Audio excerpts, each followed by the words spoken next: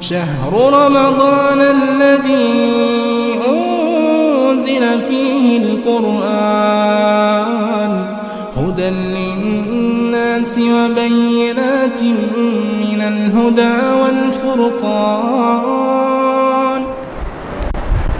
السلام عليكم ورحمة الله وبركاته. الحمد لله رب العالمين والعاقبة للمتقين والصلاة والسلام على أشرف الأنبياء والمرسلين نبينا محمد وعلى آله وأصحابه أجمعين أما بعد. 16ویں پارے کی تلاوت چل رہی ہے. کل ہم جہاں رکے تھے وہ 15ویں پارے میں سورہ بنی اسرائیل کے اختتام تک ہم نے کچھ باتیں آپ کے سامنے رکھی تھیں. انشاءاللہ آدھے گھنٹے میں اللہ تبارک و تعالیٰ نے سورۃ الکہف، سورۃ مریم اور سورہ طٰہٰ، ان 3 سورتوں میں ہمیں کیا پیغام دیا ہے اور ہدایتیں دی ہیں انشاءاللہ بیان کریں گے. سورۃ الکہف، یہ ہم میں سے جس کو بھی توفیق ہوتی ہے ہم جمعہ کو سورہ کہف پڑھتے ہیں. تو یہ مکی دور کی ابتدائی دور کی سورتوں میں سے ہے. جیسا کہ ابن مسعود رضی اللہ عنہ نے فرمایا، بخاری میں ہے کہ یہ سورہ بنی اسرائیل، سورہ کہف، سورہ مریم، سورہ طٰہٰ اور سورہ انبیاء، یہ 5 سورتیں مکی دور میں ابتدائی دور میں مکمل طور پر اتری ہیں. اور اب دیکھیں گے آپ، یہ سورہ کہف، بنی اسرائیل دونوں آپس میں مل جل کر ہیں. اصل میں کیا ہے، یہودیوں نے کفار مکہ کو بھیجا رسول اللہ صلی اللہ علیہ وسلم کے پاس، یہ کہنے کے لیے کہ اے کفار مکہ تم جاؤ محمد سے 3 سوال پوچھو. وہ کیا 3 سوال تھے؟ پہلا سوال تھا روح کیا ہے، روح جو ہمارے اندر ہے وہ کیا ہے. اور دوسرا اسی طریقے سے غار میں جو 7 نوجوان تھے نا وہ کتنے تھے، جا کر پوچھو. تیسرا سوال یہ کرے ذوالقرنین کون تھا. یہ 3 سوال کرنے کے لیے یہودیوں نے نہ اللہ کے نبی صلی اللہ علیہ وسلم کے پاس کفار مکہ کو بھیجا تھا. تو اللہ تبارک و تعالیٰ نے ان دونوں صورتوں میں ان 3 سوالوں کا جواب دیا ہے. الکہف کہتے ہیں غار کو، غار جانتے ہیں نا جو اندر کا جیسے ہوتا ہے. تو یہ اللہ تبارک و تعالیٰ اس صورت میں ان 7 نوجوانوں کا تذکرہ کرتا ہے جو حضرت عیسیٰ علیہ السلام کے زمانے کے بعد یہ اپنے ایمان کو کفر سے بچانے کے لیے اور عیسائیت سے بچانے کے لیے غار میں چلے گئے تھے. غار میں جب گئے تو اللہ تبارک و تعالیٰ نے ان توحید پرست نوجوانوں کی ماشاءاللہ حفاظت فرمائی. کتنے سال سوئے؟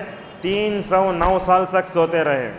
اللہ تبارک و تعالیٰ اس طرف اشارہ کیا، 309 سال تک سوتے رہے. اور اللہ تعالیٰ نبی کریم صلی اللہ علیہ وسلم سے کہتا ہے کہ اے محمد صلی اللہ علیہ وسلم، اگر آپ ان کو دیکھیں گے نا دیکھتے ہی ڈر جائیں گے. کیوں؟ اس لیے کہ 1 مہینہ آدمی کٹنگ نہیں کیا، کنگھی نہیں کیا، کپڑے نہیں پہنا تو کیسا رہتا انہیں. ذرا تصور کر کے دیکھیے 309 سال تک سوئے تو کیا حال ہوا ہوگا. اللہ تعالیٰ فرماتا ہے وَلَمُلِئْتَ مِنْهُمْ رُعْبًا، اے محمد اگر تم دیکھو گے تو تم خود رعب دبدبے میں مکمل طور پر پڑ جاؤ گے. معزز حاضرین، یہ سورہ کہف میں کئی باتیں ہیں، فضیلت آگے آتی ہے. سب سے پہلے ہمیں سورہ جمعہ 3 اہم پیغام دیتی ہے. وہ کیا ہے؟ یہ سورہ ہمیں بتاتا ہے ایمان سب سے بڑا سرمایہ ہے. ایک تاجر ہے، وہ دکان میں سرمایہ لگاتا ہے تو اس بات کی کوشش کرتا ہے کہ سرمایہ مکمل طور پر محفوظ رہے اور سرمایہ سے بڑھ کر کمائے. تو اس سے ہمیں معلوم ہوتا ہے کہ مومن کے لیے سرمایہ دکان کا سرمایہ نہیں، مومن کے لیے سب سے بہترین اگر اس کی جو ہے خوبصورت چیز ہے تو وہ اس کا ایمان ہے. ایسا ایمان بندہ حالات کتنے کیوں خراب نہ ہو جائے مگر اپنے ایمان کو لٹنے نہ دے. جیسا کہ نبی کریم صلی اللہ علیہ وسلم نے حضرت معاذ بن جبل رضی اللہ عنہ کو 10 باتوں کی نصیحت کی تھی. اس میں کیا کہا تھا؟ لا تشرک باللہ وان قتلت او حرقت. کہا اے معاذ اللہ کے ساتھ شرک نہیں کرنا، اگر تم کو جلا دیا جائے یا ٹکڑے ٹکڑے کر کے مار دیا جائے. بہرحال ان نوجوانوں نے اپنے توحید کی حفاظت کرتے ہوئے اللہ تبارک و تعالیٰ سے دعائیں کی. دعائیں کرنے کے بعد اللہ نے ان کے دل میں ڈالا، جا کے یہ 309 سال تک غور میں مکمل طور پر سوتے رہے.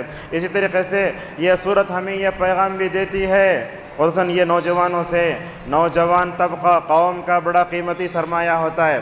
دیکھیے امت میں بچے بھی ہیں، ادھیڑ عمر کے لوگ بھی ہیں، بڈھے بھی ہیں، عورتیں سب ہیں، لیکن ان تمام میں اگر امت کے لیے کوئی بہترین اگر سرمایہ ہے تو نوجوان ہے۔ اور نوجوانی کا مرحلہ ایسا مرحلہ اللہ تبارک و تعالیٰ نے ایسے عین نوجوانی کے مرحلے میں نبیوں کو نبوت دی۔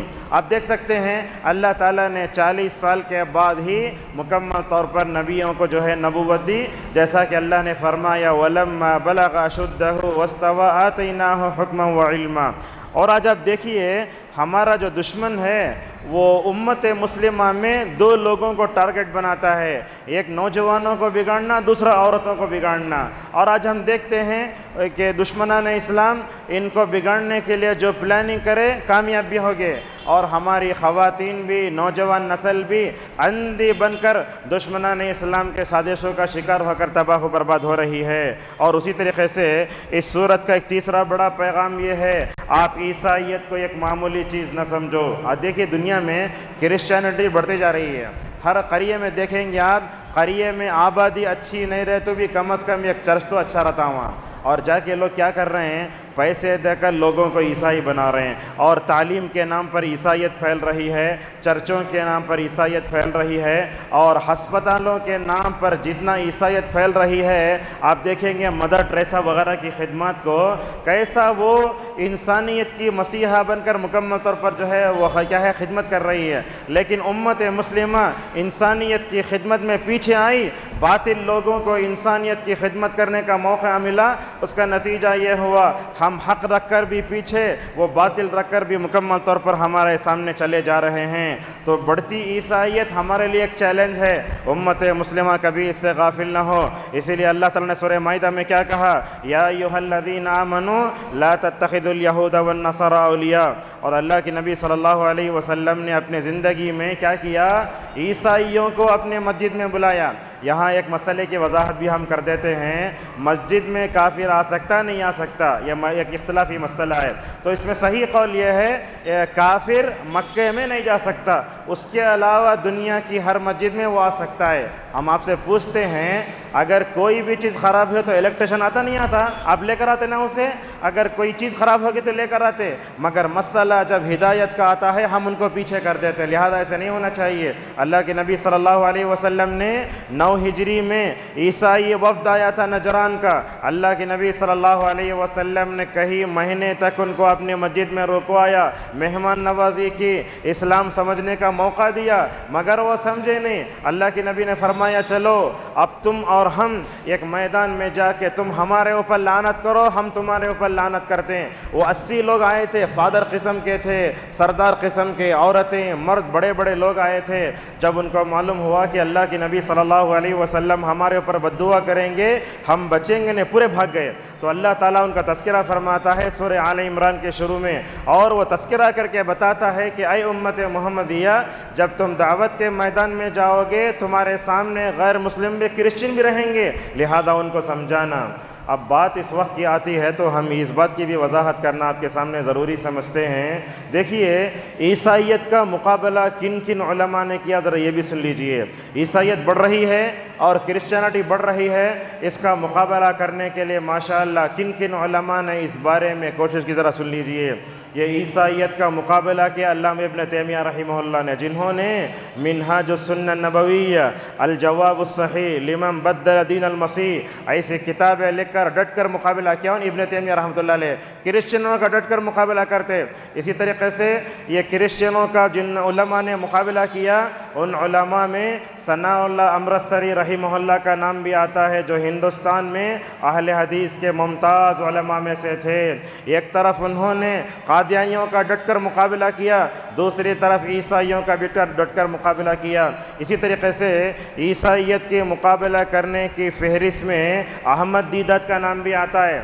ماشاءاللہ اللہ تبارک و تعالیٰ نے اس داعی کو اتنی بڑی قوت دی تھی، افریقہ میں، امریکہ میں، کینیڈا میں، برطانیہ میں کہیں بھی مقابلہ ہوتا اسلام اور عیسائیت کا، دیکھیں گے احمد دیدات کے پورے مناظرے کو، کسی بھی مناظرے میں احمد دیدات ہارے ہوں آپ یہ نہیں بتا سکتے۔ اور ماشاءاللہ یہی وہ احمد دیدات ہیں جنہوں نے ذاکر نائک کو بھی تیار کیا، انہوں نے ہندوستان میں اتنا کام کیا۔ اور ان تمام کے علاوہ اور ایک نام بھی آتا ہے، ایک کتاب ہے اظہار الحق، یہ غور سے سنیے بات، اظہار الحق کے نام سے ایک کتاب ہے جو ہندوستان کے رہنے والے ایک عالم دین ہے رحمت اللہ کیرانوی، حنفی مذہب کے عالم دین، انہوں نے عیسائیت کے بارے میں جو ایسی کتاب لکھی ہے، پورے روئے زمین پر عیسائیاں بولتے ہمارے لیے سب سے اگر کوئی خطرناک کتاب قرآن مجید کے بعد ہے تو یہی کتاب ہے۔ ماشاءاللہ اس کتاب کے اندر کیا لکھا ہوا ہوگا انہیں، اور یہ کتاب تقریباً 800 صفحات پر مشتمل ہے۔ اس میں انہوں نے عیسائی کیا کرے مسلمانوں کے ساتھ، اور ان کے کیا کیا سازشیں ہیں،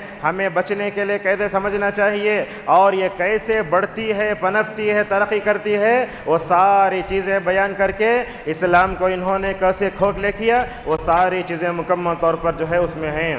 اللہ جزائے خیر دے سعودی عرب کی حکومت کو۔ یہ حکومت کیا کرتی ہے ماشاءاللہ معلوم ہے، یہ ایسے کام کرتی ہے، اللہ تبارک و تعالیٰ دوسری حکومتوں سے وہ کام نہیں لیتا۔ حج کے دنوں میں مختصر اظہار الحق کے نام سے اس کتاب کو 800 صفحات کی کتاب کو مختصر کیا گیا، مختصر کر کے وہ کتاب عربی میں تھی، اردو میں ترجمہ کر کے ماشاءاللہ حجاج میں تقسیم کیا، تاکہ معلوم ہو جائے کہ کرسچینٹی مسلمانوں کے لیے ایک بڑا چیلنج ہے۔ اور آپ ہندوستان میں خود دیکھ سکتے ہیں، ایک دم سڑک پر چرچ ہوتا، یہ ان کی پلاننگ ہے۔ جب ہندوستان میں انگریز تھے، انہوں کو معلوم تھا چرچ کہاں کہاں بننا، پوری پلاننگ کے ساتھ مکمل طور پر وہ اس انڈیا سے چلے گئے تو گئے، مگر اپنی کرسچینٹی، اپنی تہذیب اور عیسائیت کو بڑھاوا دینے کے جتنے چیزیں ہیں مکمل طور پر یہ لوگ آگے بڑھ رہے ہیں۔ لہذا ہمیں دعوت کا کام کرتے ہوئے سورہ آل عمران، سورہ کہف پڑھنا چاہیے کہ اللہ تبارک و تعالیٰ نے عیسائیوں سے امت مسلمہ کو بچانے کے لیے کیسے اقدامات کیے ہیں۔ معزز حاضرین، سورۃ الکہف کی کیا فضیلت ہے، کئی حدیثیں آئی ہیں۔ صحیح الجامع میں ایک حدیث ہے، اللہ کے نبی صلی اللہ علیہ وسلم نے فرمایا، جو آدمی جمعہ کے دن سورہ کہف کو پڑھے گا، اللہ تبارک و تعالیٰ اس جمعہ سے لے کر آنے والے جمعہ تک ایک نور دے گا۔ نور بولے تو کیا مطلب اس کا؟ میرے استاد ہیں سلیمان رحیلی حفظہ اللہ، وہ اس حدیث کی تشریح میں کہتے ہیں نور کا مطلب یہ ہے اللہ تعالیٰ ان کو یہ جمعہ سے لے کر آنے والی جمعہ تک نیک کاموں کی توفیق دے گا، برائی سے اللہ بچا کر رکھے گا۔ اور اسی طریقے سے کیا بولتے ہیں معلوم شیخ، یہ نور بولے تو یہ نور صرف پڑھنے والے کے لیے نہیں، اللہ تعالیٰ یہ نور اس کے بیوی کو بھی دے گا، اس کے بچوں کو دے گا، سارے گھر والوں کو بھی اللہ تبارک و تعالیٰ یہ نور سے سرفراز فرمائے گا۔ اور اسی طریقے سے اللہ کے نبی صلی اللہ علیہ وسلم نے اور ایک حدیث میں کہا، جس کو علامہ البانی نے صحیح الجامع ذکر کیا ہے، کہا اللہ کے نبی صلی اللہ علیہ وسلم نے، جو آدمی جمعہ کی رات کو سورہ کہف پڑھتا ہے، دیکھیے جمعہ کی رات بولے تو جمعرات کے دن مغرب سے وہ شروع ہو جاتی ہے، وہاں سے لے کر جمعہ کے دن سورج کے غروب ہونے تک جو آدمی سورہ کہف پڑھے گا، اللہ تبارک و تعالی وہاں سے جہاں پڑھتا انہیں وہاں سے لے کر ماشاءاللہ کعبۃ اللہ تک نور دے گا۔ بہت بڑی بات ہے، یہ ایسی فضیلتیں ہیں جو ہم سنتے ہیں مگر عمل نہیں کرتے۔ معزز حاضرین، اسی طریقے سے اس سورت کی فضیلت بیان کرتے ہوئے نبی کریم صلی اللہ علیہ وسلم نے یہ بھی فرمایا، من حفظ 10 آیات من اول سورۃ الکہف عصم من الدجال۔ آپ صلی اللہ علیہ وسلم نے فرمایا، جو آدمی سورہ کہف کی 10 آیتوں کو یاد کر لیتا ہے، اللہ دجال کے فتنے سے اسے محفوظ فرمائے گا۔ یہ 3 ہوئے۔ نمبر 4، اللہ کے نبی صلی اللہ علیہ وسلم نے یہ بھی فرمایا، جو آدمی سورہ کہف کی آخری 10 آیتوں کو پڑھے گا تو اللہ تبارک و تعالیٰ اس کو دجال کے فتنے سے محفوظ فرمائے گا۔ ایک روایت میں شروع کے 10 آیتوں کو حفظ کرنے کا، یاد کرنے کی ترغیب دلائی گئی، اور ایک روایت میں اللہ کے نبی صلی اللہ علیہ وسلم نے کہا کہ سورہ کہف کی آخری 10 آیتیں پڑھو اب یہ یاد کرو، پڑھو۔ ان دونوں حدیثوں کو رکھ کر سعودی عرب کے مشہور عالم دین ہے خالد السبت حفظہ اللہ نے بڑی اچھی پتے کی بات بتائی۔ یہ دونوں حدیثوں میں جو بات بتائی گئی ہے، اگر ہم ان دونوں حدیثوں پر عمل کرنا چاہتے ہیں، ہمارے لیے ضروری ہے کہ پوری سورہ کہف یاد کر لیں۔ ماشاءاللہ امت میں سورہ یاسین ہر ایک کو یاد رہتی ہے، حالانکہ سورہ یاسین کی فضیلت کے بارے میں یہ حدیث بھی صحیح نہیں ہے۔ لوگ بولتے ہیں سورہ یاسین پڑھے تو ضرورتیں پوری ہوتی، سورہ یاسین قرآن کا دل ہے۔ اور ہمارے پاس منزل نامی ایک کتاب ملتی ہے، دیکھیے منزل، اس میں کیا ہے؟ الف لام، اس میں سب سے پہلے سورہ فاتحہ، اس کے بعد اس میں سورہ فاتحہ کی سورہ بقرہ کی آخری آیتیں، آیت الکرسی، سورہ کہف، سورہ حشر کی آخری آیتیں، جمعہ، اس طریقے سے کہف، منافقون، جمعہ، یہ اعلیٰ غاشیہ، یہ رکھ کے جو ہے منزل بنا دیا، لوگ منزل پڑھتے رہتے۔ اسی طریقے سے آج ایک کتاب متداول ہے لوگوں کے درمیان میں، پاکستانی پنسورہ، آپ مسجدوں میں جا کر دیکھیں رکھا ہوا ہے، لوگ اتج پڑھتے، اس کے علاوہ کیا بھی نہیں پڑھتے۔ بڑے معذرت کے ساتھ جمعہ جب آتا ہے تو ہمارے کچھ سلفی بھائیوں کو بھی ہم نے دیکھا سورہ کہف پڑھے تو برابر پھر سورہ سجدہ کو جاتے، پھر الٹ کے سورہ دہر کو جاتے۔ کئی کو تو اللہ کے نبی جمعہ میں پڑھتے تھے، کہتے وہ جمعہ میں پڑھتے تو امام پڑھنا، وہ آپ پڑھتے کا فائدہ نہیں ہوتا، اور اس طرح سے الٹ کے سورہ جمعہ کو جاتے، سورہ منافقون کو جاتے، اعلیٰ غاشیہ کو بند کر کے رکھ دیتے۔ اللہ تعالیٰ اگر ان صورتوں کو پڑھنا کافی ہوتا تو اللہ اتنا اتارتا تھا، یہ 114 اتارنے صورتیں کیا ضرورت ہے؟ اگر آپ یہ خاص صورتیں فلاں دن میں پڑھنا بول کے عادت ڈال لیے تو بدعت شمار ہوگا۔ لہذا پورا قرآن پڑھو، یہ سورہ کہف کو پڑھنے کی عادت ڈالو، اپنے بچوں کو بھی بچپن سے پڑھاؤ، اپنی بیویوں کو بھی مکمل طور پر سورہ کہف پڑھنے کی مکمل طور پر عادت ڈالو۔ معزز حاضرین، اللہ کے نبی صلی اللہ علیہ وسلم کے زمانے میں ایک صحابی تھے جن کا نام تھا اسید بن حضیر رضی اللہ عنہ۔ دیکھیے جانوروں پر قرآن کا اثر کیسے ہوتا ہے۔ ایک دن وہ اپنے یہ گھوڑے کو ایک طرف باندھ کر نماز پڑھنے کے لیے کھڑے ہو گئے، سورہ کہف پڑھتے جا رہے نماز میں، سورہ کہف پڑھے سو ٹیمپو انہوں وہاں پڑھ رہے ہیں، وہاں وائبریشن ہو رہا ہے جانور پہ۔ ان کو بڑے پریشانی ہوئی، سورہ فاتحہ سورہ کہف ختم کر کے اپنے جانور پر سوار ہو کے اپنے گھر چلے گئے۔ دوسرے دن اللہ کے نبی صلی اللہ علیہ وسلم کے پاس جا کر پورا قصہ بیان فرمایا، کہا یا رسول اللہ، میں رات میں اپنے گھوڑے کو باندھا تھا، سورہ کہف پڑھے تو میرا جانور پدک لگ ہوتا، اوپر نیچے ہو رہا ہے۔ تو اللہ کے نبی صلی اللہ علیہ وسلم نے کیا فرمایا، اے حذیر، اے اسید، جب تم سورہ کہف پڑھ رہے تھے نا، وہ سورہ کہف کے پڑھنے کا اثر اس کے اوپر بھی ہو رہا تھا ماشاءاللہ، اور کہا یہ سکینت ہے جو اللہ تبارک و تعالیٰ کی طرف سے اترتی ہے۔ تو اس کا مطلب یہ معلوم ہوا جہاں قرآن کی تلاوت ہوتی ہے وہاں نورانی مخلوق رہتی ہے، جہاں جو ہے قرآن کی تلاوت ہوتی ہے وہاں رحمت برستی رہتی ہے، جہاں قرآن کی رحمت و تعلیم ہوتی رہتی ہے ماشاءاللہ اللہ تبارک و تعالیٰ اپنی سکینت کو مکمل طور پر وہاں اتارتا ہے۔ معزز حاضرین، ایک اہم بات ہے، اللہ کے نبی صلی اللہ علیہ وسلم نے سورہ کہف پڑھنے سے یہ کہا کہ بندہ دجال کے فتنے سے بچے گا۔ یہ کیا بات ہے؟ اس کی اصل وجہ اللہ جانتے ہیں، اس کی اصل وجہ نبی کریم صلی اللہ علیہ وسلم جانتے ہیں، مگر علماء نے تمام قرآنی آیتوں اور حدیثوں کو رکھ کر یہ بتایا ہے کہ سورہ کہف میں اللہ تبارک و تعالیٰ نے کئی فتنوں کا ذکر کیا ہے۔ کون سا فتنہ؟ سب سے پہلے اللہ تعالیٰ نے دنیاوی محبت کا فتنہ ذکر کیا ہے، اِنَّا جَعَلْنَا مَا عَلَى الْأَرْضِ زِينَةً لَهَا۔ اللہ تعالیٰ نے اس صورت میں جو دوسرا فتنہ ذکر کیا، سا فتنہ؟ مال کا فتنہ۔ اللہ نے تبارک و فرمایا المال والبنون زینت الحیات الدنیا، اس میں دیکھیے دو آدمیوں کا اس میں ذکر بھی ہے، ایک دوست رہتا، دوسرا دوست رہتا، وہ دوست کیا کرتا، یہ باغ ملا سا پورا میرا چاہیے، میں کسی بھی نہیں دیتا بولتا، اس میں دیندار اسے دوست سمجھاتا، یہ دیکھو اللہ تعالیٰ تم نے دیا سو یہ اللہ کے حصے میں دینا بولتا، مانتا نہیں انہیں۔ اللہ تبارک و تعالیٰ کیا کرتا، جو آدمی اپنے مال پر، اپنے باغ پر، اپنی جائیداد پر فخر کرتا، راتوں رات اس کے اوپر جو ہے اللہ تبارک و تعالیٰ بجلی عذاب دے کر ختم کر دیتا۔ دیکھو مال کا فتنہ جب آتا ہے تو انسان کا مال بھی تباہ و برباد ہو جاتا ہے۔ اسی طریقے سے اللہ تبارک و تعالیٰ نے اس میں شیطان کا بھی ذکر کیا، کہا شیطان بھی ایک بہت بڑا فتنہ ہے، اور اللہ تعالیٰ کیسے پوچھتا دیکھو لوگوں کو، اے مومنو میرے دشمن کو تم جا کے دوست بناتے نا۔ اللہ کا اسلوب دیکھیے کیسا ہے، افتتخذونہ وذریتہ اولیاء من دونی وہم لکم عدو، جو میرا دشمن ہے اسے دوست بناتے۔ ہم آپ سے پوچھتے ہیں اگر آپ کا کوئی دوست ہے، وہ دوست کا ایک دشمن ہے تو آپ اس سے بات کرتے نہیں بات کرتے. کیوں نہیں بات کرتے؟ تو کیا بولتے؟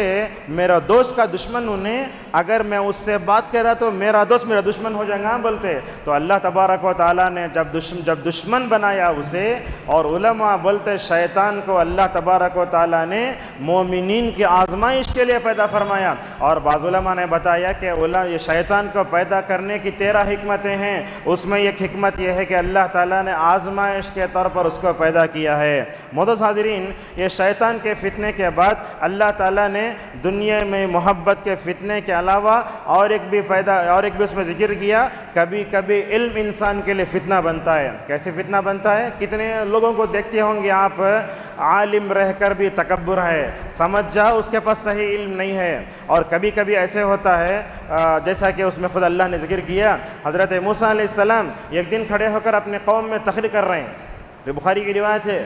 تو لوگوں نے پوچھا، موسیٰ روئے زمین پر سب سے زیادہ جاننے والا کون؟ موسیٰ بولے میں.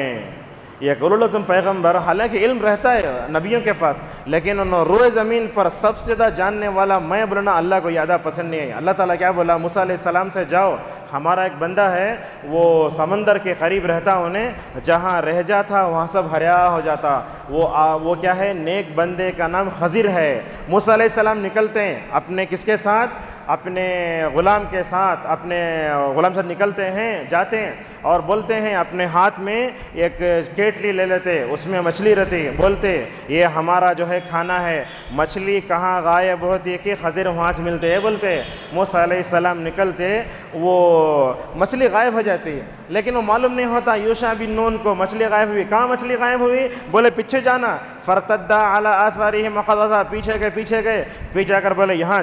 تو جا کے فوراً حضرت خضر کو سلام کیا. تو بعد میں بات ہوئی اور بولے خضر علیہ السلام میں تم کو علم سکھاؤں گا لیکن صبر کرنا. موسیٰ علیہ السلام بولے ٹھیک ہے میں صبر کرتا ہوں، سکھاؤ. تو حضرت خضر علیہ السلام 3 کام کرے جیسا اس میں ذکر ہے. ایک کام کرتے گئے تو حضرت موسیٰ علیہ السلام بولے یہ کئی کرے تمہیں، یہ کیوں کرے؟ تو اللہ کے نبی صلی اللہ علیہ وسلم کی بخاری میں حدیث ہے، آپ صلی اللہ علیہ وسلم نے فرمایا، اور اللہ تعالیٰ رحم کرے موسیٰ پر، اگر موسیٰ صبر کرتے تو خضر اور بتاتے، تو کہ جلدی کیا. حضرت خضر نے موسیٰ علیہ السلام سے کہا، حضرت خضر نے موسیٰ علیہ السلام سے کہا نہیں اب تم جلدی کر رہے ہو، لہٰذا یہی میری اور تمہاری مکمل طور پر جدائی ہے. بہرحال اس قصے سے کیا بات معلوم ہوتی ہے ہم آگے ذکر کرتے ہیں. تو اس میں علم کے فتنے کا بھی ذکر ہے، اور اللہ تعالیٰ نے اس سورہ میں یاجوج ماجوج کے فتنے کا ذکر کیا. دیکھیے ہم نے جتنے فتنے ذکر کیے، ابن عثیمین رحمہ اللہ کہتے ہیں ان تمام فتنوں میں سب سے بڑا فتنہ دجال کا فتنہ. اسی لیے اللہ کی نبی نے فرمایا جو بندہ سورہ کہف کو یاد کرے گا پڑھے گا دجال کے فتنے سے محفوظ رہ جائے گا. معزز حاضرین، یہ جو سورہ جمعہ ہے نا، ہم کو جہاں دجال کے بارے میں بیدار کرتی ہے یہ سورت، ہمیں یہ بھی بتاتی ہے لوگوں جمعہ کے دن آخرت کی تیاری کر لو. یہ بتا رہے کہ جمعہ کے دن اللہ کے نبی صلی اللہ علیہ وسلم جو سورتیں پڑھتے تھے، ہر سورت میں قیامت کا ذکر.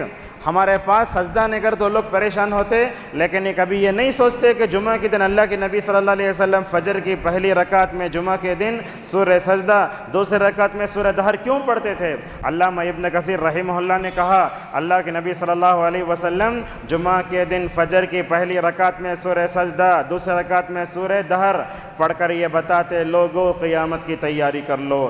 ہفتے میں ایک مرتبہ یہ قیامت کی الارم جیسا ہم نے مکمل طور ریمائنڈر دیا جا رہا ہے، ہم قیامت کو مکمل طور پر یاد کریں. اور اس طریقے سے آپ دیکھیں گے سورہ اعلیٰ میں بھی قیامت کا ذکر ہے، بل تؤثرون الحیات الدنیا والآخرۃ خیر وابقیٰ. سورہ غاشیہ میں آئی ہے، سورہ غاشیہ میں بھی قیامت کا ذکر ہے. اتنا ہی نہیں بلکہ اللہ کے نبی صلی اللہ علیہ وسلم عید کے موقع پر بھی سورہ قاف اور سورہ قمر کے پڑھ کے بتاتے لوگوں جیسے تم عید میں جمع ہوتے ہو، جمعہ میں جمع ہوتے ہو، ذرا قیامت کے دن حشر کے میدان میں جمع ہونے کو یاد کر لو. اگر ہم یہ حکمتیں اپنے ذہن میں رکھ کر پڑھیں گے، ہر جمعہ ہم قیامت کو یاد کریں گے. مسند احمد کی حدیث ہے، اللہ کے نبی صلی اللہ علیہ وسلم نے فرمایا، یہ دیکھیے جمعہ کے دن ہر مخلوق کانپتی رہتی ہے کہیں قیامت نہ آ جائے. مگر انسان سوچتا نہیں ہے جیسے ہی جمعہ ہوتی پہلے جگہ گوشت لینا. ہمارا یہ حال ہے, گوشت کھاؤ اچھا کھاؤ مگر آخرت کا بھی فراموش نہ کرو. یہ جمعہ کا دن ہمیں دجال کے بارے میں ہمیشہ چوکنا رہنے کی تعلیم دیتا ہے. یہ سورہ کہف ہمیں تعلیم دیتی ہے, کیا دیتی ہے کہ ہمیں مکمل طور پر آخرت کی یاد اپنے اندر لانا چاہیے. معزز حاضرین, اس سورہ کہف میں بھی مکمل طور پر اللہ تبارک و تعالیٰ نے آخرت کی, دنیا کی بے ثباتی کا ذکر کر کے آخرت کا ذکر فرمایا. کیا کہا اللہ تعالیٰ نے؟ وَتَرَى الْمُجْرِمِينَ مُشْفِقِينَ. اللہ نے کہا تم دیکھو گے مجرمین کو اعمال نامے پھیلائے جا رہے ہوں گے. انسان اپنے نامۂ اعمال میں, اپنے رجسٹر میں, دفتر میں دیکھ کر کیا کہے گا؟ ما لهذا الكتاب لا يغادر صغيرة ولا كبيرة الا احصاها. کہے گا بندہ کیا یہ رجسٹر, یہ میں چھوٹا کام کرے تو بھی اس میں انٹری ہو گیا ہے, بڑا کام کرے تو بھی انٹری ہو گیا ہے, کوئی چیز نہیں چھوڑا, ساری چیز اس میں مکمل طور پر محفوظ ہے. معزز حاضرین, اس صورت میں ایک اہم پیغام ہم نوجوانوں کو یہ دینا چاہتے ہیں. اللہ تعالیٰ نے 7 نوجوانوں کے عقیدے کی حفاظت فرمائی. یہ سورہ ہمیں یہ بھی پیغام دیتا ہے کہ نوجوانوں کی اصلاح کے لیے مکمل طور پر ہمیں کوشش کرنا چاہیے. معزز حاضرین, نوجوانوں کی اصلاح کے بارے میں بہت سے پروگرام ہوتے, بہت سی تقریریں ہوتی ہیں, مگر ہم اس صورت کی روشنی میں چند باتیں آپ کو بتائیں گے. اگر ہم نوجوانوں کو صحابہ کی طرح بنانا چاہتے ہیں, ہر طرح کے غلط افکار و نظریات اور جو ہے باطل نظریات سے ان کو بچانا چاہتے ہیں, تو امت کے پاس یہ پروگرام ہونا چاہیے. سب سے پہلی بات, اگر نوجوان سدھرنا بولے تو سب پہلے ماں باپ کی صحیح تربیت رکھنا. آج افسوس کی بات کیا ہوتا ہے, ماں باپ کے اندر خود دیندار نے, بچوں کے اندر کیا آتی, آپ دیکھتے ہیں ایسے نکلتے مسلمان, باہر گئے تو دیکھنے سے ہمیں یہ بھی معلوم نہیں ہوتا کہ یہ مسلمان ہے. کبھی بات کرے تو السلام علیکم بولے تو سمجھ میں آتا کہ یہ مسلمان ہے, ورنہ ظاہر سے یہ معلوم بھی نہیں ہوتا ہے کہ یہ مسلمان ہے اور مسلمانوں کی فیملی ہے. تو سب سے پہلے ماں باپ کو اپنے نوجوانوں کی صحیح تربیت کی طرف توجہ دینا چاہیے. آج ماں باپ کیا کر رہے ہیں, اپنے بچوں کو ہر چیز دلاتے ہیں, بڑی سے بڑی سیٹ دلاتے ہیں, مگر اسلام کی بنیادی چیزوں کا انہیں تعارف نہیں کراتے. کیا ہے لا الہ الا اللہ, کیا ہے ارکان ایمان, کیا ہے ارکان اسلام. آج نوجوانوں میں جو نالج ہونا چاہیے اسلام سے متعلق وہ نہیں ہے. معزز حاضرین, اسی طریقے سے نوجوانوں کی تربیت اور ان کی حفاظت کے لیے ان کو مساجد سے جوڑنا چاہیے. آج ہمارا نوجوان کہاں جاتا ہے, درگاہوں کو جاتا, عروس کو جاتا, پتہ نہیں کہاں کہاں جاتا, ہر جگہ جاتا, اگر نہیں آتا تو مسجد کو نہیں آتا ہے. بڑے افسوس کی بات ہے. خود دیکھتے ہیں نوجوانوں میں جو بے روی پیدا ہو رہی ہے, کیسے پیدا ہو رہی ہے. آپ حضرات صحابہ اکرام کو دیکھو, یہ صحابہ اکرام کی جماعت پیدا ہوئی اور ان کے اندر جو نوجوان صحابہ تھے, ان نوجوانوں کی اگر تربیت ہو تو وہ مسجد نبوی صلی اللہ علیہ وسلم ہے. مساجد سے نوجوان جب تک جڑتے نہیں اس وقت تک نوجوانوں کی صحیح حفاظت نہیں ہو سکتی. یہ عبداللہ ابن عمر رضی اللہ عنہما وہ کیا بولتے ہیں, دیکھو میں نوجوان تھا, مسجد میں سوتا تھا میں. تو اس طریقے سے نوجوان حضرات صحابہ اکرام, بوڑھے, فقیر, بچے سب رہتے تھے, مگر مسجد نبوی صلی اللہ علیہ وسلم میں آتے تھے. اور آج کل ہمارا حال کیا ہے, اگر ایک مرتبہ کوئی نماز کو نہیں آیا, پوچھے تو تم نے کہیں کہ وہ سبھی دیکھو, یہ نہیں, مسجد میں اگر کوئی نظر نہ تو پوچھنا. عبداللہ ابن عمر رضی اللہ عنہ فرماتے ہیں نبی کے زمانے میں کوئی بھی نظر نہ تو پوچھتے کہاں چلے گئے, کل کیوں غیر حاضر تھے. اللہ کے نبی صلی اللہ علیہ وسلم نے کئی صحابہ کے بارے میں ایسے ہی پوچھا تھا. اسی طریقے سے تیسری بات, نوجوانوں کی اگر ہم حفاظت کرنا چاہتے ہیں, ان کی تربیت کرنا چاہتے ہیں, علماء اپنی ذمہ داری مکمل طور پر ادا کریں. آج ہم دیکھتے ہیں علماء ہر ایک کی تربیت کرتے, مگر نوجوانوں کی تربیت کرے بولے تو کیا ہے, ان کی رگوں میں دوڑتا خون ہونا, انہوں غصہ ہو جاتے, انہوں کیا تو بول دیں بلکہ اس کو چھوڑ ڈالتے. نہیں, نوجوانوں کو پکڑو. اور ماشاءاللہ بلاری میں کتنے علماء ہیں, نوجوان علماء بھی ہیں. یہ نوجوان علماء, یہ نوجوانوں کی مکمل طور پر حفاظت کرنا بولا تو ان کے پیچھے پڑ جانا. جب تک ان کے پیچھے نہیں پڑتے اصلاح نہیں ہوتی. ایک پروگرام کر لیے یا کوئی ہفتہ واری پروگرام ہو گیا سے نہیں ہوگا. دیکھو عرب علماء میں ہم نے دیکھا دیکھا نوجوانوں کی تربیت کرنا بولا تو ماشاءاللہ ایسے محبت سے تربیت کرتے. ہم نے دیکھا بڑی بڑی علمی مجلسوں میں جو بیٹھتے اس میں سب سے زیادہ نوجوانوں کی تعداد ہوتی ہے. عبد الرزاق البدر ہیں اور مدینے کے ایک مشہور عالم دین کا جن کا نام ہے صالح سندھی حفظہ اللہ، عقیدے کے استاد انہوں مدینے میں، انہوں کیا کرتے عرب میں مدینے میں خصوصاً نوجوانوں کو تیار کیسے کرنا، ان کو دین سے قریب کیسے کرنا، برابر ماشاءاللہ ان کے جذبات کا لحاظ کرتے ہوئے حکمت سے بات کرتے. اور آج آپ دیکھیں گے ہمارے کام میں نرمی نہ ہونے کی وجہ سے یہ بدعتی حضرات بھی، باطل پرست لوگ بھی پورا نوجوانوں کو اپنی کھینچ اپنے پیچھے لے کر جا رہے ہیں. اگر ہمارے اندر یہ دعوت میں تربیت میں اگر نرمیت ہوتی ماشاءاللہ ہم اچھے انداز سے کام کر سکتے تھے. تو علماء کی ذمہ داری بنتی ہے کہ نوجوانوں کے بارے میں تقریر کریں، خطبہ دیں، اور ہفتہ واری جو پروگرام ہوتا ہے خاص طور پر مسجد میں جہاں مکتب ہوتا ہے وہیں بالغ لڑکے لڑکیوں کی تعلیم کا بھی مکمل طور پر انتظام ہونا چاہیے. اور یاد رکھیے جس مسجد میں مکتب اور تعلیم نہیں ہوتی وہ مسجد مسجد نہیں ہے. اللہ کے نبی صلی اللہ علیہ وسلم نے اس مسجد نبوی سے کیسے بہترین یونیورسٹی تیار کی حضرات صحابہ اکرام کی، اور آپ صلی اللہ علیہ وسلم نے کیسے انہیں علم دیا. اور اسی طریقے سے نوجوانوں سے بھی ہماری گزارش ہے علماء سے جڑ کر رہیں. ہم دیکھتے ہیں علماء سے جڑتے رمضان میں، غیر رمضان میں خلاص علماء کو چھوڑ دیتے نہیں. بولتے علامہ بن باز رحمہ اللہ اگر امت علماء سے جڑ کر رہی تو ماشاءاللہ آدھی عالم بن جاتی. ہم غلط محفلوں میں ادھر ادھر بیٹھے رہتے. اگر علماء کے ساتھ فجر کی نماز کے بعد چائے پینے گئے، پیسے دیا لے، لوگ سمجھتے علماء کا حق ادا گیا. نہیں، آپ ان کو بولو فجر کے بعد قرآن پڑھاؤ مجھے، عشاء کے بعد یہ پڑھاؤ مجھے. جب نوجوان کے اندر حرص رہی کہ تب نہ عالم آپ کا ساتھ دے گا. آپ کے اندر حرص نہیں تو علماء آگے بڑھ کر آئے تو بھی مکمل طور پر نوجوانوں کے اندر بھی وہ جذبہ ہونا چاہیے. اور میں یہ بھی گزارش کرتا ہوں نوجوانوں کو لے کر ویکلی ونس ورکشاپ بھی کرنا، ان کو وضو کا طریقہ سکھانا، ان کو نماز کا طریقہ سکھانا. نوجوانوں کو ہم دیکھتے شادی ہو جاتی ایک دعا بھی معلوم رہتا نہیں، شادی ہو جاتی وہ پہلی رات کی دعا کیا بھی نہیں، بس جانوروں کی طرح زندگی گزرتی جا رہی ہے. تو اس طریقے سے سورہ کہف ہمیں پیغام دیتا ہے نوجوانوں کو مکمل طور پر جو ہونا چاہیے. اور اسی طریقے سے ان کی تربیت کے لیے پلاننگ ہونا چاہیے، اور مسجد میں ہمارا علمی ماحول بھی ہونا چاہیے. آج دیکھیے ہم آپ سے بڑی معذرت کے ساتھ ایک بات بتاتے ہیں، جو لوگ طرز سے تقریر کرتے لوگ ان کو پسند کرتے. آج جو لوگ طرز سے بولتے، جو آدمی محنت کر کے دور دور سے آ کر کے علمی نکات فلاں بیان کرتے تو لوگ بولتے کہ ابھی اثریچ نہیں ہے. تو یاد رکھیے جذباتی تقریریں ماشاءاللہ ان کا اپنا فائدہ اپنی جگہ ہے، لیکن علم حاصل کرنے کے لیے جذبات کی ضرورت ہے. آدمی کو سنجیدہ ہو کر علم حاصل کرنا چاہیے. ٹھیک ہے، آپ اپنی مسجد میں کہیں بھی علم کے بارے میں ایک پروگرام شروع کر رہے ہیں، پہلے دن زیادہ لوگ آ جاتے ہیں، دوسرے دن 3، اس کے بعد 2، کون بیچ نہیں، عالم آ کے واپس چلے جانا. یہ کیوں ہو رہا ہے؟ اس کا مطلب یہ ہوا اس بارے میں عالم کو بھی صبر کرنا، لوگوں کو بھی صبر کرنا چاہیے. دیکھیے ہم آپ کو بتاتے ہیں علمی ماحول پیدا کرنے کی ہمارے معاشرے میں بڑی سخت ضرورت ہے. اور آپ دیکھیے علماء کے دروس میں جب بیٹھتے ہیں آپ کے اندر حرص ہونا، پن بھی نوٹ بک بھی لے کے بیٹھنا. کیوں؟ اس لیے کہ یہ 12 14 15 سالوں کا اور ہزاروں صفحات کے کتابوں کا پڑھ کر آپ کو نچوڑ دیتے ہیں. آپ یہ کان سے سن لیتے وہ کان سے چھوڑتے. یہ بات صحیح نہیں ہے. ابن عثیمین رحمہ اللہ کے بارے میں آتا، غور سے سنیے بات. ابن عثیمین رحمہ اللہ قصیم کی ایک مسجد میں درس دیتے تھے، کون بھی نہیں بیٹھتا.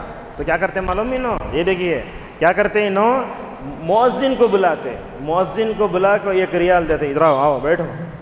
ایک عالم دین، بہت بڑے عالم دین بلاتے، مؤذن صاحب بیٹھتے ان کے درس میں. مؤذن صاحب بیٹھتے ماشاءاللہ علمی حلقہ ایسے بڑا. آج دیکھیے انہوں کون بھی نہیں آئے بول کے پڑھانا چھوڑے نہیں انہوں، حالانکہ پڑھاتے گئے. آج ماشاءاللہ ان کا علم دنیا کے کونے کونے میں پہنچا ہے. لہذا پبلک کو بھی صبر کرنا، علماء کو بھی صبر کرنا، اور صبر کرے بغیر علم نہیں آتا. اور اسی طریقے سے عبداللہ ابن عباس رضی اللہ عنہما کے بارے میں ایک بات بتاتے ہیں، مکے میں بیٹھ کر پڑھاتے تو ان کے پاس ایک ہی شاگرد پڑھتا تھا، ایک مجاہد اکیلے. کبھی سعید ابن جبیر رحمہ اللہ، کبھی عطا ابن ابی ربا.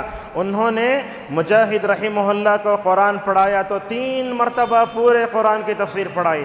ہمارے پاس درس قرآن ہوتا ہے، پورے لوگ اٹھ کے چلے جاتے، درس حدیث ہوتے رہتا، لوگ ایسا بولتے زبانی حال سے تمہیں درس دیتے رہو، ہمیں اپنا کام کرتے رہتے. نہیں، یہ درس قرآن میں، درس حدیث میں جب آپ بیٹھیں گے پتہ نہیں کون سی ایک جملہ آپ کی زندگی کو بدل دے سکتا ہے. ایک حیدرآباد کا واقعہ سناتے ہیں. مہدوی فرقے کا ایک آدمی، غور سے سنیے، مہدوی فرقے کا ایک آدمی، حیدرآباد کی ایک مسجد ہے، مسجد محبوبیہ، چنچل گڑھے میں ہے. وہ تقریباً 113 سال پرانی مسجد ہے ماشاءاللہ.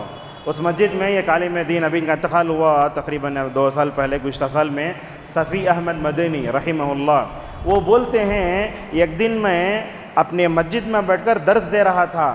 وہ مہدوی فرقے کا آدمی پانی پینے کے لیے داخل ہوا مسجد میں، پانی رکھا رہتا نا، وہ پانی پینے کے لیے داخل ہوا.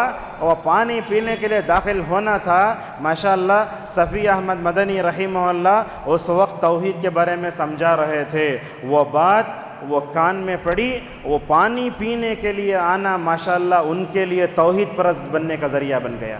لہٰذا یہاں ہونے والے درسوں کو معمولی مت سمجھو، پتہ نہیں کون سی بات آپ کی زندگی میں انقلاب لاتی، بول نہیں سکتے. یہ دروس، درس قرآن، درس حدیث، کوئی بھی چیز ہوتی ہے، اللہ کے نبی صلی اللہ علیہ وسلم نے فرمایا لا تحقرن من المعروف شیئا، بھلی بات میں کسی بھی بات کو معمولی نہیں سمجھنا چاہیے. اسی طریقے سے ہمیں کیا کرنا چاہیے، اگر کوئی بھی علمی ماحول پیدا کرنا بولے تو جن نوجوانوں میں سنجیدگی ہے ان کو پہلے لاؤ. جو نوجوان نہیں سنتے ان کا آہستہ آہستہ برین واش کر کے ذہنی تربیت کرو. ایسے ہم مکمل طور پر اپنے ماحول میں علمی ماحول پیدا کر سکتے ہیں. اور اسی طریقے سے یہ کالجز میں اور یونیورسٹیوں میں پڑھنے والے بچوں کو دیندار بنانا بھی بڑا اہم ہے. آج کیا ہو رہا ہے، مدارس میں عصری علوم لا کے پڑھا رہے ہیں، مگر کالجز میں پڑھنے والے یہ الحاد اور بے دینیت کی طرف جانے والے نوجوانوں کو کون روکنا. لہذا ان کے لیے بھی مکمل طور پر ذہن سازی کرنے کی ضرورت ہے. دیکھیے علامہ اقبال رحمہ اللہ شاعر تھے نا، شاعر تھے. 1938 میں ان کا انتقال ہوا تھا. ہم ان کے اشعار پڑھتے ہیں، پڑھتے پڑھتے جھوم جاتے ہیں، مگر علامہ اقبال کا امت مسلمہ پر کیا احسان ہے جانتے ہیں؟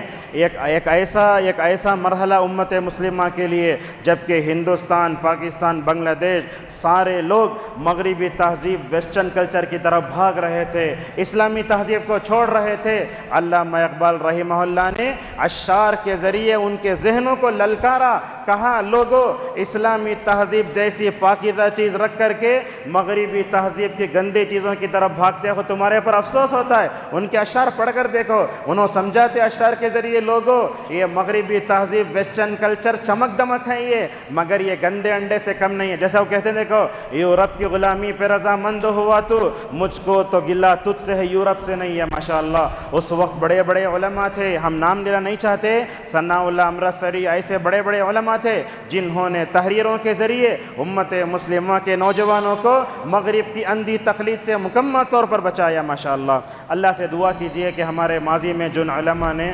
نوجوانوں کو مغربی تہذیب سے بچایا، اللہ تبارک و تعالیٰ ان کو جزائے خیر عطا فرمائے اور اللہ تعالیٰ ان کی نیکیوں کو قبول فرمائے. معزز حاضرین، اسی طریقے سے ہمیں اور ایک بات بھی کرنا چاہیے، وہ کیا ہے، نوجوانوں کو بچانا ہو تو کیا کرنا، ہمیں خصوصاً یہ تعلیم یافتہ طبقے کو سمجھانا بولے تو ان کو ایک طرف کمپیریٹیو بتانا، اسلام ایسا ہے، مغرب ایسا. اسی لیے آپ دیکھیں گے دن بدن امریکہ میں، برطانیہ میں اسلام کی مقبولیت بڑھتی جا رہی ہے. ان کو معلوم ہے اگر سکون ہے تو اسلام کے سائے میں ہے. اس لیے کیا ہو رہا ہے، اسلام کی طرف بڑھتے بڑھتے غیر مسلم بھی مکمل طور پر اسلام کا مطالعہ کر کے وہ اسلام کے قریب ہو رہے ہیں. اور اسی طریقے سے نوجوانوں کی تربیت کرتے ہوئے ہمیں انہیں نماز، روزہ، زکوٰۃ، حج، دیگر احکام مسائل بتانے سے پہلے ان کی توحید کو پرفیکٹ کرو. اگر توحید پرفیکٹ ہو جائے گی نا ماشاءاللہ، کب وہ غلط باتوں میں نہیں جائیں گے. اب سوال یہاں یہ آتا ہے، ہمارے کالجز میں، یونیورسٹیوں میں پڑھنے والے بچے غیر مسلم لڑکیوں سے تعلقات رکھتے ہیں. یہ کیوں تعلقات رکھتے ہیں؟ یہ گرل فرینڈ، بوائے فرینڈ کی اصطلاحیں کیوں وجود میں آئی؟ اگر وہ بچیوں کا عقید توحید درست ہوتا، وہ عقیدے کی طہارت کے ساتھ گندی محبت جمع نہیں ہوتی.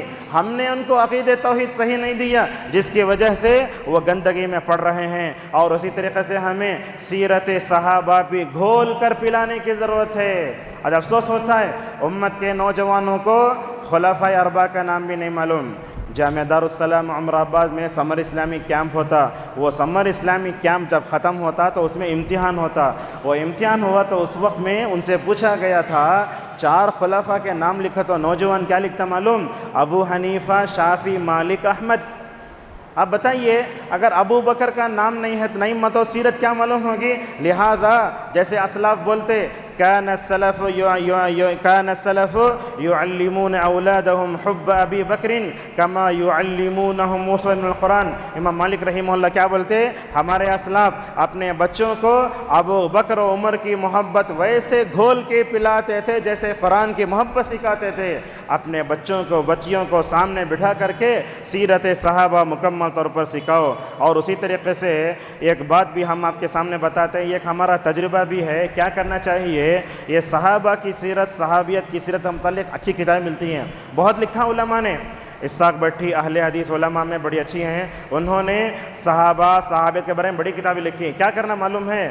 صحابہ صحابیات کی کتابوں کے بارے میں ہمیں کیا ورکشاپ چلانا، کلاس چلا کے آخری میں امتحان لینا، یا ایسا بول دینا یہ دیکھو یہ 15-20 صفحے کی کتاب ہے، یہ پڑھ لے کو جو ایگزام لکھتا ہے کہ انشاءاللہ ہم نے سرٹیفکیٹ بھی دیتے اور ماشاءاللہ اسے آگے بڑھاتے، تب چل کر دیکھو انعام کے واسطے کم از کم ہمارے نوجوان پڑھ سکتے ہیں۔ اس طریقے کے کورس رکھ کر ہم نوجوانوں کو مکمل طور پر صحیح کر سکتے ہیں، اور اسی طریقے سے ان کے شکوک و شبہات کو دور کرنا۔ اور آج امت کے نوجوانوں کو یہ سوشل میڈیا میں جو فائدہ کیا ہے، نقصان کیا ہے بتانے کی ضرورت ہے۔ ہمارا نوجوان کیا کرتا ہے؟ انٹرنیٹ میں جا کے دیکھ لیتا، حدیث سمجھ جاتا، پتہ نہیں کیا کیا کرتا۔ نوجوان کیا کیا بولتے دیکھو، آج نوجوان بولتا ہندوستان میں رہنا جائز ہی نہیں ہے، ہندوستان میں کون بھی علماء نہیں، ایسی باتیں۔ کیوں؟ علم نہ ہونے کی وجہ سے یہ ساری باتیں آتی ہیں۔ کچھ خواتین نیٹ میں پڑھ لے کے بولتے ساڑی پہننا حرام ہے، یہ علم کی کمی ہے۔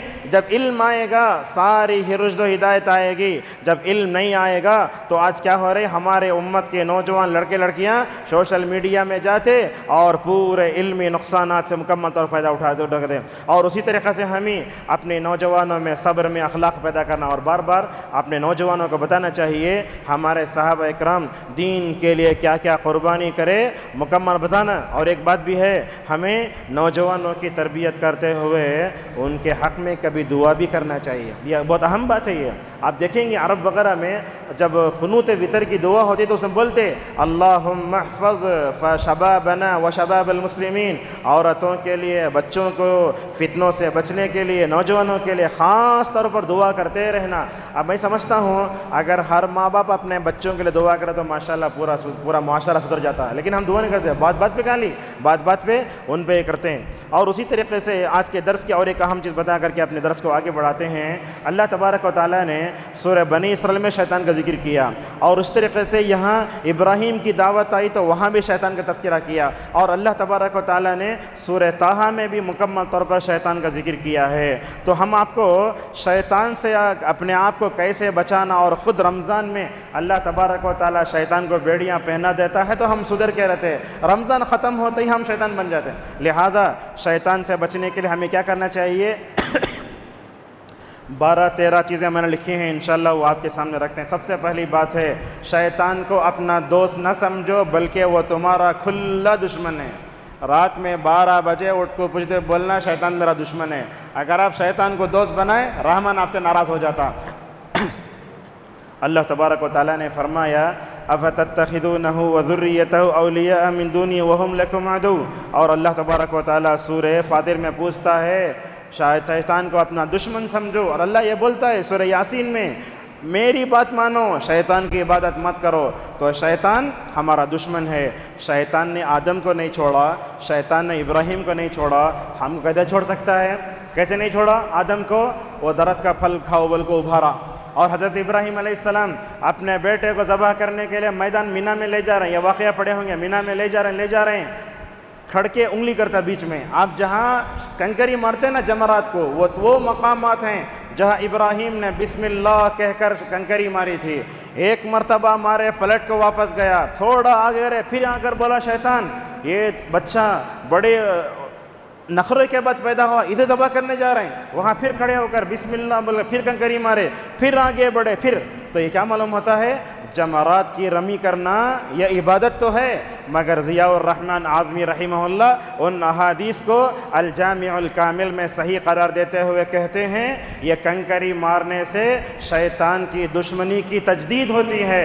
ابراہیم نے جیسے شیطان کو کنکریاں ماری، ویسے ہر حاجی وہاں کھڑے ہو کر کنکری مار کے بتاتا ہے ابراہیم کا جیسا شیطان دشمن تھا وہ میرا بھی دشمن ہے، لہذا یہ سمجھنا چاہیے۔ اس طریقے سے دوسری بات، اگر ہم اپنے آپ کو شیطان سے بچانا چاہتے ہیں تو آیت الکرسی ہمیشہ پڑھتے رہنا چاہیے، ہر نماز کے بعد پڑھیے، سونے سے پہلے پڑھیے۔ اور یہ آیت الکرسی ماشاءاللہ ایسی چیز ہے، اللہ تبارک و تعالیٰ رات بھر بندے کے فرد کے لیے ایک فرشتے کو مقرر کرتا ہے۔ ہمارے بچے کیا کرتے ہیں؟ ڈراؤنی فلم دیکھ لے کو سوتے، یا کیا تو بھی موبائل میں دن بھر دیکھ لیتے، وہ سو کو آدھا گھنٹہ بھی نہیں، اٹھ کے دیوانے سے کھڑا ہو جاتا، بچہ ڈر رہا ہے ڈر رہا ہے، ہمیں بھی ڈراتے اس سے۔ ارے آیت الکرسی پڑھ کے سلاؤ اپنے بچوں کو۔ اگر آپ کے بچے رات میں پریشان ہو کر اٹھتے ہیں تو آیت الکرسی پڑھ کے ان پر دم کرو۔ اتنا اچھا رسخہ رکھ کے رکھنے کے بعد بھی اگر ہم شیطان کے حربے میں پھنس جاتے ہیں تو میں سمجھتا ہوں ہم سے بڑا کوئی پاگل نہیں ہے۔ اور اسی طریقے سے ہمیں اپنا ایمان اور عقیدہ بھی درست کرنا چاہیے۔ آپ دیکھیں گے دنیا میں جن کا عقیدہ ایمان پختہ ہوتا ہے شیطان ان پر نہیں آتا۔ بدعت و خرافات میں، شرک میں پڑے ہوئے جو لوگ ہوتے ہیں شیطان ان پر آسانی سے حملہ کر دیتا ہے۔ ہم نے یہ جو کہا شیطان مومن کے پاس نہیں جاتا، کیسے کیا دلیل ہے؟ اللہ تبارک و تعالیٰ نے سورہ نحل میں کہا لیس لہ سلطان علی الذین آمنوا، شیطان کا دبدبہ مومن پر نہیں چلتا۔ اچھا شیطان کا دبدبہ کس پر چلتا؟ الذین یتولونہ والذین ہم بہ مشرکون، جو اسے دوست بناتے شرک میں بدعت و خرافات میں گھرے رہتے ہیں، شیطان ان پر مسلط ہوتا ہے۔ دیکھیے اللہ کے نبی صلی اللہ علیہ وسلم نے ایک دن حضرت عمر ابن خطاب سے کیا کہا؟ اے خطاب کے بیٹے، اے خطاب کے بیٹے، جس راستے سے تم چلتے ہو شیطان تم کو دیکھ کر اپنا راستہ بدل لیتا ہے۔ کیوں؟ اس لیے کہ عمر کا وہ عقیدہ جس کو دیکھ کر شیطان یہ مقابلہ نہیں کر سکتا تھا، آج ہم عقیدے کے اعتبار سے کمزور، ایمانی اعتبار سے کمزور، وسوسے کیسے ہوتا ہے؟ ایک چھوٹا لیمو گھر میں مل گیا تو لوگ پریشان ہو جاتے ہیں، دکان میں کیا جب یہ پھٹکڑی مل گئی پریشان ہو جاتے ہیں۔ ایمان و عقیدہ اگر مضبوط ہو شیطانی وسوسوں کا ڈٹ کر مقابلہ کر سکتے ہیں۔ اور اسی طریقے سے ہمارے اندر اخلاص بھی ہونا چاہیے۔ آج ہماری نمازوں میں ریاکاری ہے، اس لیے شیطان ہمارے اوپر مسلط ہو رہا ہے۔ توکل بھی ہے، جب بندہ اللہ تبارک و تعالیٰ پر بھروسہ کرتا ہے تو اللہ اس کے لیے کافی ہو جاتا ہے۔ اور اسی طریقے سے شریعت نے ہمیں جہاں جہاں اعوذ باللہ پڑھنے کا حکم دیا وہاں پڑھنا چاہیے۔ کہاں کہاں پڑھنا؟ تہجد کی نماز میں پڑھو، اور اللہ نے کہا قرآن پڑھنے سے پہلے پڑھو فَإِذَا قَرَأْتَ الْقُرْآنَ فَاسْتَعِذْ بِاللَّهِ مِنَ الشَّيْطَانِ۔ کیوں پڑھنا؟ ہم اللہ کا کلام پڑھنے جا رہے ہیں، شیطان سے پناہ مانگے تو انہیں آنکھوں انگلیاں نہیں کرتا، تو یہ کرنا۔ اور اسی طریقے سے نبی کریم صلی اللہ علیہ وسلم نے بھی فرمایا اگر شوہر اور بیوی اپنی ضرورت پوری کرتے ہیں، اگر دعا پڑھتے ہیں تو ماشاءاللہ ان سے ہونے والے بچے پر شیطان کا حملہ نہیں ہوتا۔ ان تمام دعاؤں کو یاد کر کے اس کی پابندی کرنے کی بڑی سخت ضرورت ہے۔ اور اسی طریقے سے سورہ بقرہ کی آخری آیتیں پڑھنے سے بھی ہم شیطان سے محفوظ رہ سکتے ہیں۔ اللہ کے نبی صلی اللہ علیہ وسلم نے کیا فرمایا؟ من قرأ آیتین من سورۃ البقرہ کفتاہ، جو سورہ بقرہ کی آخری آیتیں پڑھے گا اللہ اس کے لیے کافی ہو جائے گا۔ علامہ نووی رحمہ اللہ کہتے ہیں اللہ تعالیٰ شیطان سے اس کی حفاظت فرمائے گا۔ اسی طریقے سے ہمیں دعاؤں کا بھی اہتمام کرنا چاہیے۔ ہم دیکھیں مدینہ کے ایک مشہور قاری ہیں اور ماشاءاللہ تجوید میں سب سے پہلے نمبر پہ آتے ہیں، وہ علی بن عبد الرحمن الحذیفی حفظہ اللہ، تقریباً 80 سال کی عمر کے ہیں ماشاءاللہ، آج بھی قرآن ایسے پڑھتے دیکھیں گے آپ۔ تجوید میں جتنے پرفیکٹ اتنا ہے دنیا میں کوئی بھی اتنا پرفیکٹ نہیں ہے۔ وہ ہمیشہ ایک دعا کرتے اے اللہ تو مجھے اور میری اولاد اور ذریت کو شیطان سے بچا لے، یہ ایسا ہونا چاہیے۔ اور مریم کا قصہ آنے والا ہے۔ حضرت مریم جب اپنی حنہ ماں کے پیٹ میں تھی تو کیا دعا کرتی؟ اعیذھا بک وذریتھا من الشیطان الرجیم، اے اللہ تو میرے پیٹ سے پیدا ہونے والے بچے کو بھی محفوظ محفوظ کر، اس کے پیٹ سے پیدا ہونے والے بچے کو بھی محفوظ کر دے۔ نتیجہ کیا ہوا؟ حضرت ابو ہریرہ کہتے ہیں کہ اللہ کے نبی صلی اللہ علیہ وسلم نے فرمایا جب کوئی بھی بچہ پیدا ہوتا ہے شیطان اسے انگلی کرتا ہے، مگر شیطان کے حملے سے مریم بھی بچ گئی، عیسیٰ علیہ السلام بھی بچ گئے۔ معزز حاضرین، اللہ کے نبی صلی اللہ علیہ وسلم ایک مانڈی پر حسن کو بٹھا لیتے اور ایک ران پر حسین کو بٹھا لیتے اور پڑھتے اعوذ بکلمات اللہ التامات من کل شیطان، پوری دعا پڑھتے، اور دعا پڑھنے کے بعد کیا بولتے معلوم؟ لوگوں، میں حسن حسین کو شیطان سے بچنے کے لیے دعا پڑھانا، یہ وہی جو دعا ہے تمہارے باپ ابراہیم، اسحاق اور اسماعیل پر بھی یہی دعا کو دم کرتے تھے۔ لہذا اگر ہمارے بچوں پر شیطان کا اثر ہو گیا تو تعویذ نہیں ڈالنا، کسی مرشد کے پاس لے جا کے پتہ نہیں غلط تعویذ سب نہیں کرنا جیسا کہ آج لوگ کر رہے ہیں۔ لہذا اپنے بچوں پر شیطان کا اثر ہوا، ابراہیم نے جیسے اپنے بچوں پر دم کیا، نبی نے اپنے بچوں پر دم کیا، خود اپنے بچوں پر دم کرو۔ آج لوگوں کو یہ چیز معلوم نہیں ہوتی، لوگ اپنے بچوں کو علماء کے پر اٹھانے کو جاتے ہیں۔ ہر چیز سیکھو، اپنے بچوں کو مکمل طور پر شیطان سے بچا کر رکھو، اور اسی طریقے سے اپنے آپ کو شیطانی حملوں سے بچانے کے لیے رات میں برتنوں کو ڈھانپ کر سونا چاہیے۔ یہ خواتین کی ذمہ داری ہے۔ رات میں جب سوتے ہیں نا تو کیا کرنا؟ گلاس، وہ کفگیر، چمچہ، کھائے سو برتنا کھلے رکھ ڈالتے نہیں، پورا ڈھانپ کے سو۔ لہذا میلے برتن ہیں اس پر دستر اڑاؤ، گلاس ہوتی ہے پورا۔ ہماری عورتوں کو بھی اللہ تعالیٰ سلیقہ دے، رات میں بچے کے لیے دودھ رکھتے، گلاس پورا کھلا ہوت پڑ۔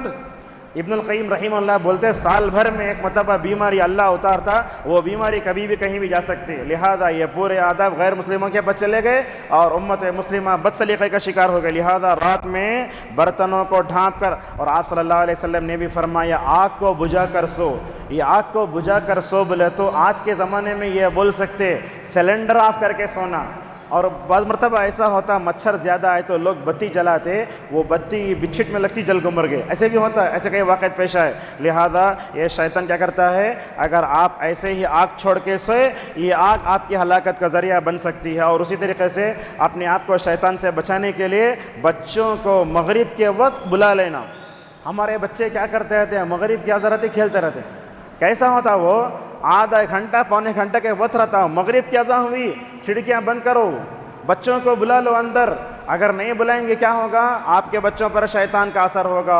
اور جب کھڑکیاں بند کر دی جاتی ہیں اور جس گھر میں بسم اللہ بولتا ہے تو شیطان کیا بولتا معلوم؟ باہر کھڑے ہو کر کے اے میرے ساتھیوں دیکھو، اے میرے چیلو، اس گھر والے نے اپنی کھڑکیاں بند کر لی ہیں اور اس گھر والے نے اللہ کا نام بھی لے لیا ہے، لہٰذا اس گھر میں تم جا کر کھا بھی نہیں سکتے، لہٰذا کھانے میں بھی بسم اللہ بول کے کھاؤ۔ اگر بسم اللہ نہیں بولے گے تو کیا ہوگا؟ وہ تمہارے درمیان میں آ کر جو ہے اپنے لقموں کو اچک لے گا۔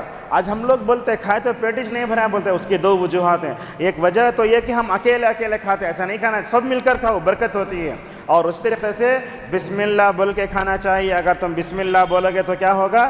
شیطان تمہارے کھانے میں مکمل طور پر جو ہے نہیں ہوگا۔ اور اسی طریقے سے ہمیں شیطان سے اپنے آپ کو بچانے کے اللہ کا ذکر کرنا۔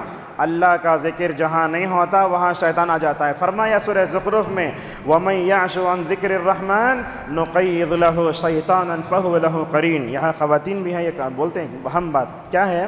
عورت جب حالت حیض میں ہوتی ہے قرآن نہیں پڑھ سکتی، جو ہے نماز نہیں پڑھتی، ذکر بھی چھوڑ ڈالتی، کچھ بھی نہیں پڑھتے قرآن، حالانکہ قرآن جتنا ہوتا پڑھ سکتے ہیں۔ تو ایسے وقت میں بعض عورتوں پر رقیہ شریعہ کیا گیا، عورتوں پر، تو وہ جن آ کے بات کر کیا بولتا معلوم ہے؟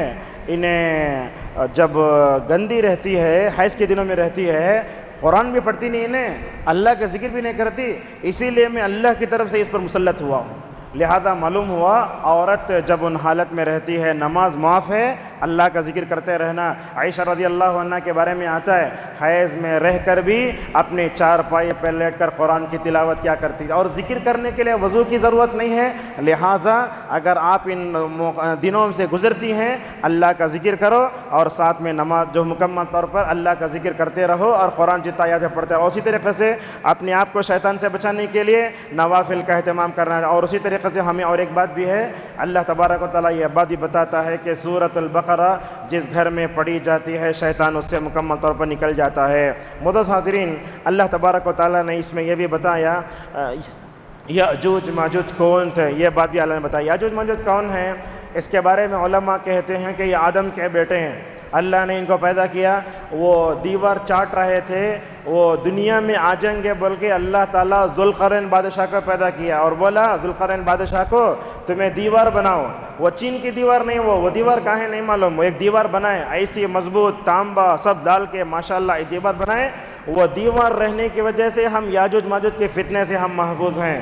اللہ کے نبی صلی اللہ علیہ وسلم نے فرمایا قیامت کے قریب میں آئیں گے دیوار کو چاٹتے چاٹتے، کیا کریں گے دیکھو، یہ بڑے فتنے کریں گے، بڑے فتنے کریں گے۔ ایسا فتنہ ہے یاجوج ماجوج کا فتنہ، عیسیٰ علیہ السلام بھی ان کا مقابلہ نہیں کر سکتے۔ اللہ اکبر، روایتوں میں آتا ہے عیسیٰ علیہ السلام ان کا مقابلہ نہیں کر سکتے۔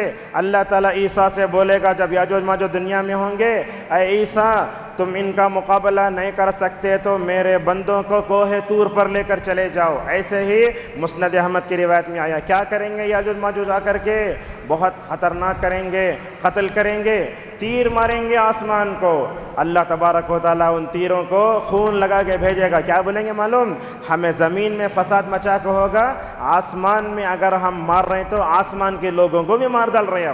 ایسا مکمل طور پر فتنہ آئے گا۔ اللہ تبارک و تعالیٰ نے ان فتنوں کا ذکر سورہ انبیاء میں بھی کیا ہے، آگے آنے والا ہے، اور اللہ تبارک و تعالیٰ نے اس کا ذکر مکمل طور پر سورہ کہف میں بھی کیا ہے۔ اور اسی طریقے سے مریم علیہ السلام کے بارے میں چند باتیں بتا کے اپنی بات کو ختم کرتے ہیں۔ مریم علیہ السلام کے بارے میں اللہ نے سورت اتاری ہے، یہی وہ آیات ہیں جن کو جعفر بن ابی طالب رضی اللہ عنہ نے نجاشی کے دربار میں پڑھی تھیں۔ کون ہے مریم؟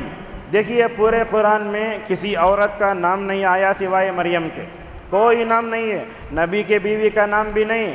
اگر بولا تو اللہ ایسے بولتا موسیٰ کی ماں فرعون کی بیوی، اللہ تعالیٰ ایک ہی عورت کا نام لیا ہے قرآن کا مریم میں۔ کیوں؟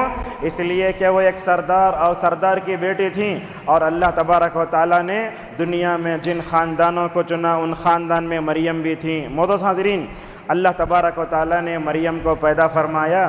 مریم جو ہے جب اپنے ماں کے پیٹ میں تھیں تو حنا نے یہ نظر مانی تھی اگر بچہ ہوگا تو میں بیت المقدس کے لیے وقف کر دوں گی، بچہ بیٹا ہوتا ہوتا سمجھ گئے تو بیٹی ہوگی۔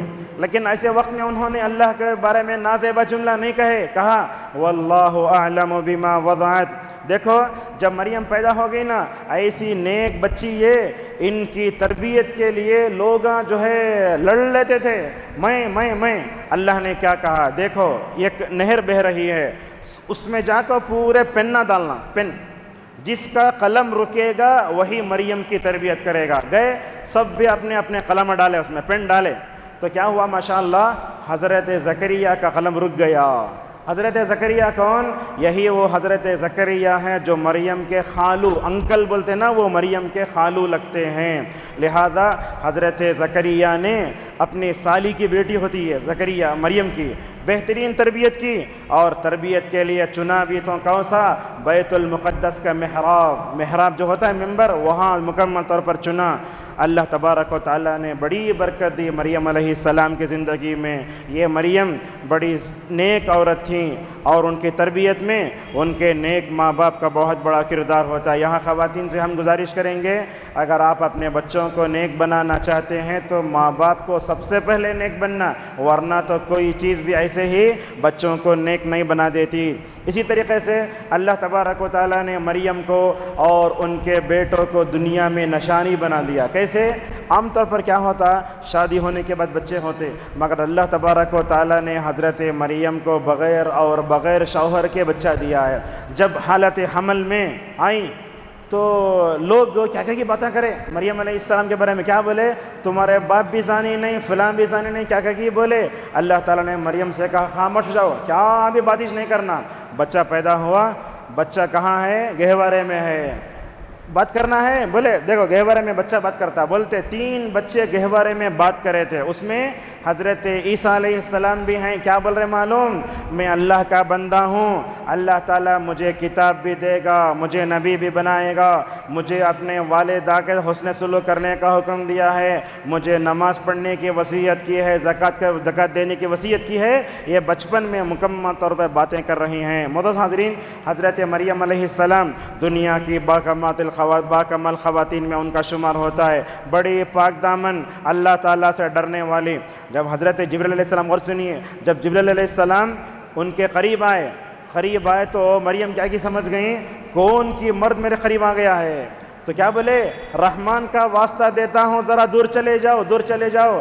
حضرت جبرائیل نے کہا، اے مریم ڈرنے کی ضرورت نہیں ہے، تمہارے رب نے مجھے بھیجا ہے، تمہارے رب نے مجھے بھیجا ہے، میں تم کو ایک پاکیزہ بچہ عطا کرنے آیا ہوں۔ روایتوں میں آتا ہے حضرت عیسیٰ علیہ السلام، حضرت جبرائیل علیہ السلام دور سے کھڑے ہوئے، حضرت مریم کے کپڑوں میں پھونکا، ایسے ہی پھونکا، وہ ہوا اندر جا کے ماشاءاللہ حمل ٹھہرا ہے۔ اس سے معلوم ہوا حضرت مریم علیہ السلام کی شادی نہیں ہوئی، اللہ تبارک و تعالیٰ نے بغیر شوہر کے ان کو اولاد دی ہے۔ اور اس واقعے سے ہمیں یہ بات بھی معلوم ہوتی، کیا معلوم ہوتی ہے، حالت حمل میں اگر ماں نیک ہو تو بچے بھی نیک پیدا ہوتے۔ اگر حالت حمل میں ماں اگر گانے گاتی ہے، نماز نہیں پڑھتی ہے، بچے ہیروز پیدا ہوں گے اگر موٹی زبان میں کہے تو۔ اور اسی طریقے سے اللہ تعالیٰ نے مریم کو کئی کرامتیں دی۔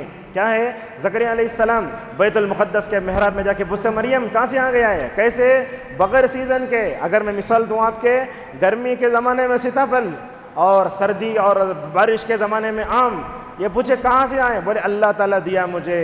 جب یہ بات سن لیا زکریا نے کیا کہا، جب اللہ تعالیٰ ایک عورت کو اتنا دے سکتا ہے، میں اپنے پاس بیوی رکھ کر کیوں اللہ سے سوال نہ کروں۔ وہاں کھڑے ہو کر اللہ سے سوال کیا، اے اللہ مجھے نیک بچہ دے تو۔ اللہ تعالیٰ نے زکریا کی دعا سن کر کے، ان کے بیوی کے اندر بچہ جننے کی صلاحیت نہیں تھی، اللہ تعالیٰ نے بچہ جننے کی صلاحیت دے کر ان دونوں سے یحییٰ جیسا بچہ پیدا فرمایا، اور کہا یحییٰ وہ نام ہے جو تاریخ میں کسی کا نام نہیں رکھا گیا۔ اور یحییٰ جانتے کیسے نبی تھے، ماشاءاللہ کوئی گناہ نہیں کرے اور اپنے ماں باپ کے بڑے اچھے مکمل طور پر اطاعت کرنے والے۔